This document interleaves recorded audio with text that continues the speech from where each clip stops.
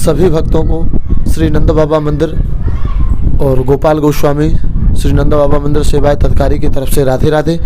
आज हम लोग आप लोगों को दिखाने वाले हैं जो नंदगांव में भगवान श्री कृष्ण ने 11 साल और 52 दिन की अवस्था में जो भगवान ने नंदगांव में रहकर के जो लीलाएं की हैं, उन लीलाओं का दर्शन हम लोग सबसे पहले आपको दिखाएंगे। ठाकुर जी की ब्रजधाम नंदगांव की लीला। सबसे पहले हम लोग चलेंगे भगवान शंकर जहां दर्शन के लिए आए और जहां जाकर के शंकर जी ने जंगल में जो आशा लगाई, हम देखेंगे सामने में आशेश्वर महादेव, जहां शंकर भगवान मैया के लाला के दर्शन के लिए आए, मैया ने दर्शन नहीं कराया। आशेश्वर महादेव, आशेश्वर महादेव, जहां स्वयं शंकर भगवान की आशा पूर्ण हुई। आशा पूर्ण शंकर जी की तो हुई, पर साथ में आज भक्तों की भी यहाँ आशा पूर्ण होती है। बिल्कुल सारे भक्तों की आशा पूरी होगी। तो कहाँ पर है वो? ये सामने में जंगल में जो लाल वाला एक मंदिर है। कहाँ पे? सामने जंगल में जो सामने वहाँ पे मंदिर है, हाँ, ये सामने में शंकर भगवान का मंदिर है आशेश्वर महादेव। आशेश्वर, तो जहाँ वहाँ जाया जा सकता है?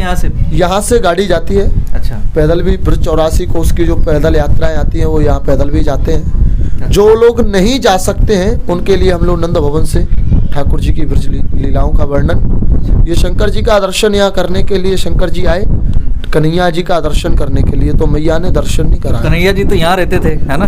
भगवान श्री कृष्ण नंद भवन में रहते थे। हाँ, इसी नंद भवन में जहाँ अभी हम खड़े हुए हैं, यहाँ रहते थे। दर्शन करने के लिए शंकर जी आए कैलाश से नंद भवन में, तो मैया ने दर्शन नहीं कराया। संसार में सबसे बड़ी हट 3 है, बाल हट, स्त्री हट और योग हट।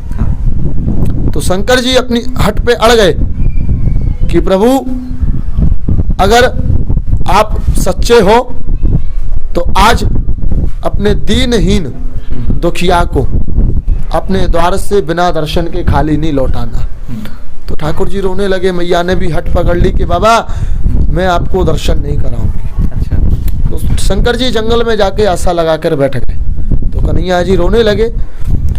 सखियों से यशोदा मैया स्वयं कह रही हैं कि सखी यहाँ नंद भवन में एक मोढ़ा बाबा जी, ब्रज भाषा में मोढ़ा बोलते हैं बाबा को, कि एक बाबा जी आयो और उसकी नज़र हमारे छोटे से छलिया को लगी है। सो वैसे कोई नहीं आया है, जो आया है वो सिर्फ एक बाबा आयो, बाकी बड़ी बड़ी जटा, गले में सर्प है, बिच्छू है, काते हैं, उसकी नज़र लगी है, उसको बुला के लाओ। तो गोपी ब्रज भ्रमण निकल गई, ब्रज भ्रमण पे उनको शंकर जी बड़ी दूर जाकर के जंगल में आशा लगाए हुए बैठे।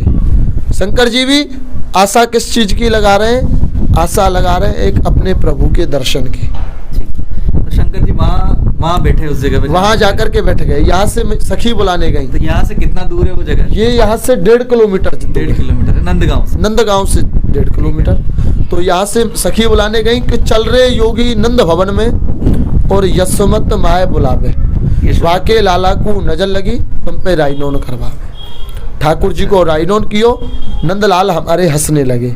मैया ने कहा रह रे योगी नंद भवन में और ब्रज में बासो कीजिए, जब जब मेरो लाला रोवे तब तब दर्शन दीजिए। अच्छा। ये शंकर जी की महिमा। परंतु शंकर जी की भी यहाँ 3 हट आज भी पूरी होती हैं इसी नंद भवन में। सबसे पहली हट क्या है कि जब जब लाला आपका स्नान करेगा, उनके जो चरणों का जो जल है वो मेरे सिर पे आना चाहिए, क्योंकि शंकर जी की जटाओं से स्वयं गंगा जी का निवास है। दूसरा कारण, भगवान कृष्ण जब दोपहर को राजभोग प्रसाद पाते हैं, उनकी झूठी थाली का प्रसादी ठाकुर जी को पाने के लिए प्राप्त होती है। तीसरी शर्त, जहाँ जहाँ लाला आपका ब्रज में लीला करने के लिए ब्रज में जाएगा, उस रास में, उस लीला में मैं गोपी वेश धारण करके उस तुम्हारी लाला की लीला को आनंद लूँगा। क्योंकि हमारे ब्रज में शंकर जी के 5 नाम हैं। सबसे पहला नंदगांव में नंदीश्वर, दूसरी जगह है कामा में है कामेश्वर महादेव, तीसरी जगह है वृंदावन गोपेश्वर महादेव, चौथी जगह है मथुरा भूतेश्वर महादेव, और 5वीं जगह है गोवर्धन गिरिराज जी, जिसकी 7 कोस की परिक्रमा लगती है। वहाँ चकलेश्वर नाम से इन शंकर जी के ये ब्रज में 5 नाम। इससे आगे हम आपको दिखाएंगे भगवान श्री कृष्ण कुंड, कृष्ण कुंड। जहाँ भगवान कृष्ण ने अपनी 9 लाख गायों को मीठा जल पिलाए। अच्छा, ये सामने में पीला वाला जो वाटर टैंक है, कौन सा वाला? सामने पीला वाला जो वाटर टैंक जो दिखाई देता है, पानी की जो टंकी है, पानी की ये जो टंकी है, वो सामने नजर आ रही है। इसके नीचे में जो तालाब है ये कृष्ण कुंड है। अच्छा, नंदगांव में 56 कुंड और 12 वन हैं, जिनमें से कृष्ण कुंड एक ऐसा है जिसका मीठा जल है। बाकी सब जल हमारे नंदगांव का खारी है। हाँ, उसका पानी भी लगभग सारा खारी है। उसका भी कारण है, पानी उसका मीठा है वहाँ का। आज भी वहाँ का पानी मीठा है। उसका भी कारण है। क्या कारण? भगवान 2 हुए, यशोदा नंदन और देवकी नंदन। अच्छा, देवकी नंदन जो है ब्रज छोड़ करके द्वारका चले गए। भगवान जब जाने लगे तो गोपियां रोने लगी। गोपियों के नेत्रों से जो अश्रु जो निकले उनका हुआ खारी जल। अच्छा, और गाय जो है वो कभी खारा जल नहीं पीती है।